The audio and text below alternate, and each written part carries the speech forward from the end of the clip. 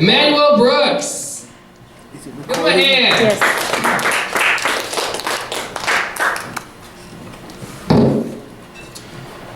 So my roommate walked in on me while he was masturbating.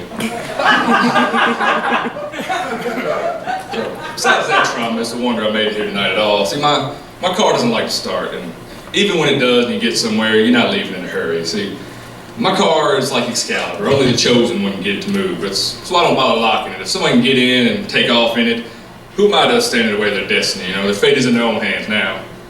But I don't give a fuck, you know. I just don't have enough fucks to give. I can't afford to be like handing out fucks like left, right, up, down, and sideways. Just like I wake up at 3 to 4 in the afternoon with like one, maybe two fucks to give, and I usually got to use one of those just to get out of bed in the first place. These aren't rollover fucks. I can't go all day without using one and have them for the next day. No, they're gone. And I'm like a major cheapskate. Like I once wore a pair of 50-cent flip-flops for 2 years. You know. Bottom starts wearing thin, I just put a little duct tape on the bottom, they're good to go. You know, and shoes are expensive. Like you could buy like a pair of $5 work shoes at Walmart for like $5. Now you can't find a pair of shoes, crappy or otherwise, for less than like 20. If I'd have known the inflation on shoes would be so bad, it'd be like 30 pairs of $5 shoes in my closet right now. And like forget buying socks and underwear. I used to hate getting those for Christmas. Anybody get like socks and underwear for Christmas? I used to hate it so bad. I'm shopping for them recently though, and I'm looking at prices and like, man, I called my mom and grandma right there in the aisle and thanked them for all the years they bought me socks and underwear. Told them keep them coming.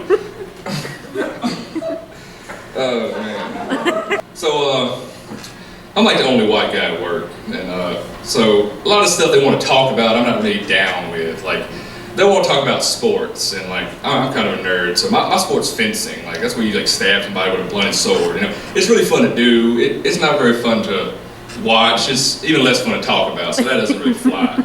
You know, and but so that's what the other day we were talking about the Super Bowl. Now, like around the third quarter, you know, the Broncos were like desperately trying to take the Seahawks families hostage or something. It was just bad.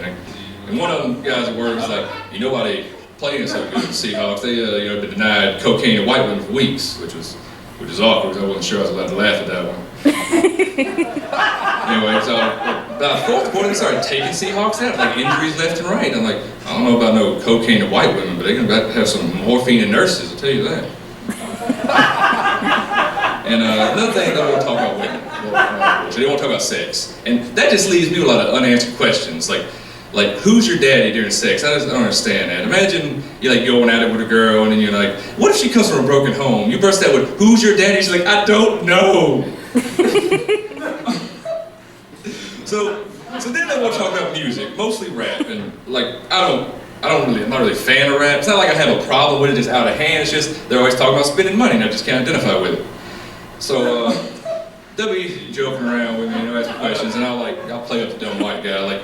It's like, so you don't like any rappers? Like, what about white rappers? Like, what are you talking about? You know, white rappers? Like, you ever heard of Eminem? Like, no, you're messing with me. I refuse to believe you might name Eminem had enough money to release any albums that are being sued by Hershey's. Like, hey, you never seen 8 Mile? Like, no, I never seen 8 Mile. What's that, a sequel to 8 Seconds? I thought Luke Perry died in the first one. Like, what about some Macklemore? Michael Moore? I didn't know he was in the game.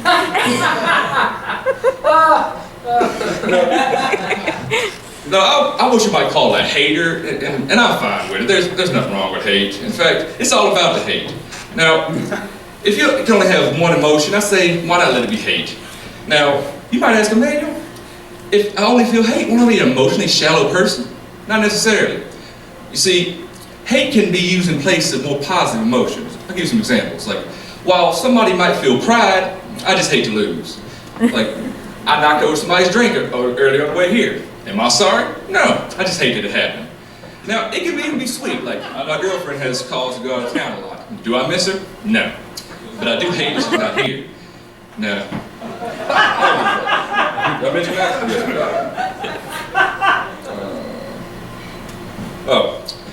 that? Speaking of my girlfriend, she's what I call a snack fiend.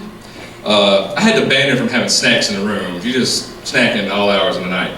So, And she knows she needs to stop snacking, so she started leaving snacks in her car. And when I found out, I thought, that's a good idea. They're way out there in her car, like out of sight, out of mind. But now I'll be like laying in bed playing video games. I'll see her, she's up, she's got her jacket on. Like, where are you going? Like, I'm going for a ride. Oh man. Speaking of roommates, I mentioned before I do have roommates, and one of them in particular is kind of weird. Like, he had a job interview today. He was telling me about it. He said the woman asked him, "What would your previous employers say about you?" He's like, "Whatever I paid them to say about me." And they both laughed. Like, "I'm kidding. They are dead." So I like one-liners. I like being set up for a joke. Like I had a friend who used to love to say, like, "Can I ask you one question?" And to reply, "You just did." And he hated it so much, and we are not friends anymore. Another one I figured I'll never get to use again. It was perfect. I was at work, and I was talking to this guy at the station, and this girl walks up to the counter, and she's like wearing a whole lot of green glittery makeup all around her eyes. You can't miss it. And he's like, "Man, she's wearing too much makeup." And I'm like, "I know. I don't want it on my balls." I guess I'm out of time. Y'all have a good night. Thank y'all for coming. Emanuel Brooks, everybody.